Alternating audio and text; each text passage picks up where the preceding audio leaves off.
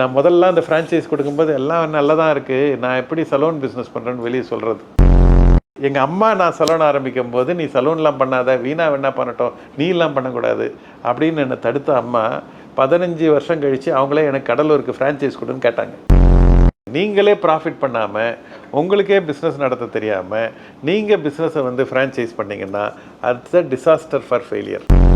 India is a lawless country. I always say we are a constable conscious society. We are not a signal conscious society. Signal green, orange, red இருந்தால் அதெல்லாம் நிற்க மாட்டோம். நம்ம மாட்டு constable இருக்கானான்னு பார்த்துட்டு personal discipline, professional discipline, நம்பகத்தன்மையை நம்ம வந்து வளர்க்கணும். ஒருத்தவங்களும் அந்த கோல்டன் கூஸ் பிஸ்னஸ் இது. இந்த கோல்டன் கூஸுக்கு நல்லா அதோட ஹெல்த்தை பார்த்துட்டே இருக்கணும். அதான் ஃப்ரான்ச்சைசரோட வேலை. அது ஹெல்த்தை பார்த்துட்டே இருந்து அதுக்கு தேவையான சப்போர்ட் கொடுத்து அதுக்கு தீனி கொடுத்து அதோட இதை வந்து பார்த்துக்கிட்டோம்னா அது டெய்லி ஒரு முட்டை போடும்.